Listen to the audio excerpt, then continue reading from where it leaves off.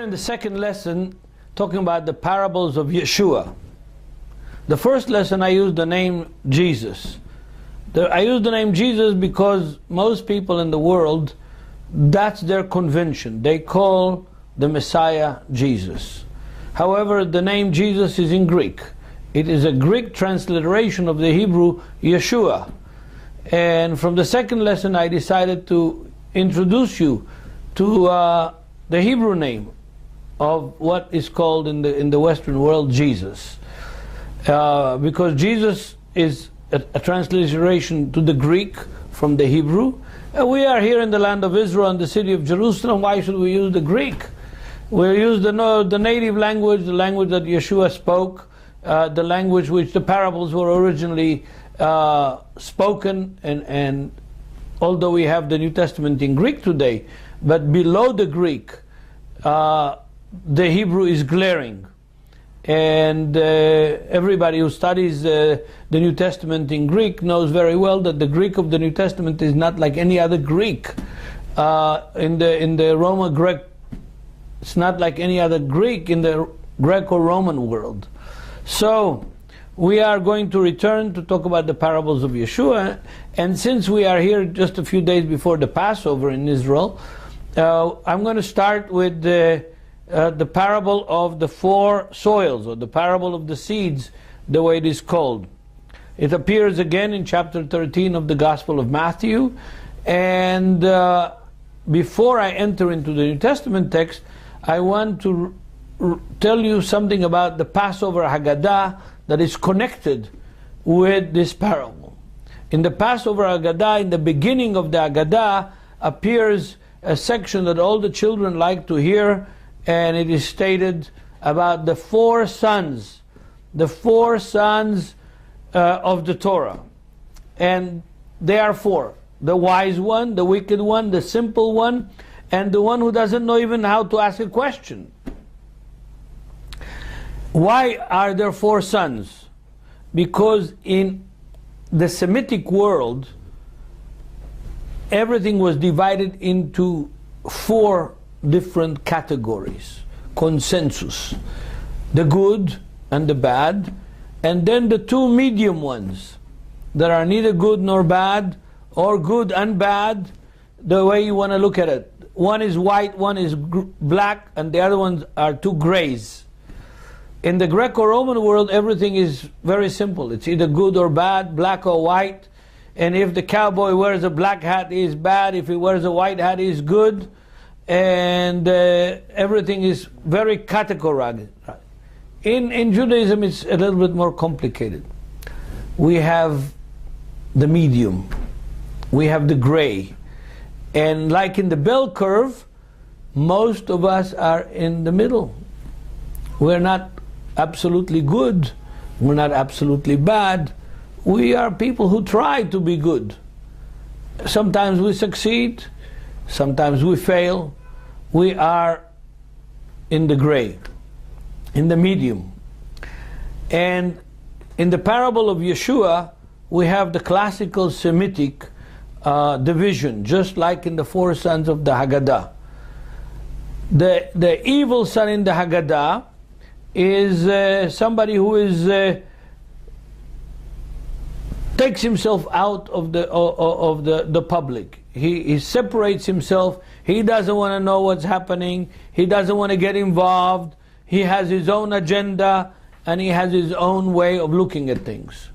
The good one is one who is inclusive, who is involved with God and with God's program, and he wants to spread the good news of why God took us out of the land of Egypt.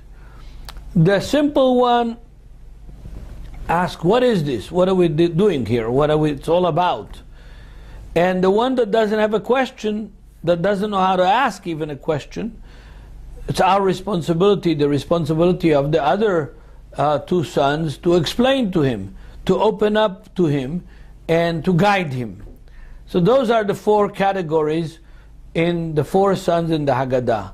Now let me read to you the parable of Jesus from Matthew chapter 13, and I will start in verse 1 as a kind of an introduction of what's going on. That same day, Yeshua went out of the house, and he said by the lake, such large crowds gathered around him that he got into a boat and sat in it while all the people stood on the shore. When he told them many things in parables, saying, a farmer went out to sow the seed, and he was scattering the seed. Some fell along the path, and the birds came and ate it up. Some fell on rocky places where it did not have much soil. It sprang up quickly because the soil was shallow. But when the sun came up, the plants were scorched and they withered because they had no root. Other seed fell among the thorns, which grew up and choked the plants. Still others fell on good soil. When it produced a crop, 100, 60, or 30 times what it was sown. He who has ears, let him hear. That's the parable of Yeshua. And I want to remind you that parables have secrets in them, and usually they're political. The seed in this parable is talking about people, and specifically about the people of Israel, because that's the most common use of the word seed in the gospel. And the context here, Yeshua is not talking to the Baptist church or Pentecostal church or Presbyterian church. Yeshua is talking to the Jewish people, to his disciples.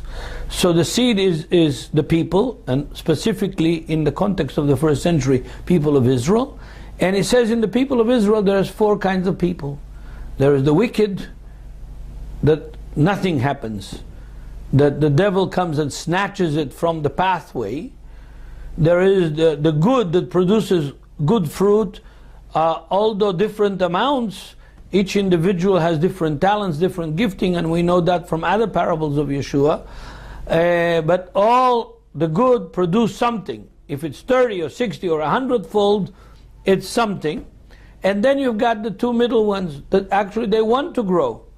The seed that fell on the rough ground wants to grow, and it grows quickly, and the sun dries it up. Then the seed that fell in the thorny ground, it chokes because of the thorns that surround it and take away his light and his water and his nourishment. But all seeds, except the wicked one, are trying. They're doing their best they can under the circumstances. In Judaism, we look at that as a good thing. Not all 4 are bad. In Western civilization, only one is good. In our way of thinking, even those that tried and are in the medium, they get some points. They get something. Even though they didn't succeed, they tried. For us, this parable is very positive, and Yeshua is trying to bring this parable to his disciples in order to tell them that the majority of the people of Israel at that time, and the majority of the people today, whether it's in Israel or in the churches or in the Western world, are trying, and they're not bad. They're in the gray, but they are not totally wicked, like the one that doesn't want to know of anything. This parable is very, very important, and probably we're going to talk about this parable another time. But for now, I wish you all a happy Passover. God bless you, and keep learning from the wisdom of Yeshua, our Messiah.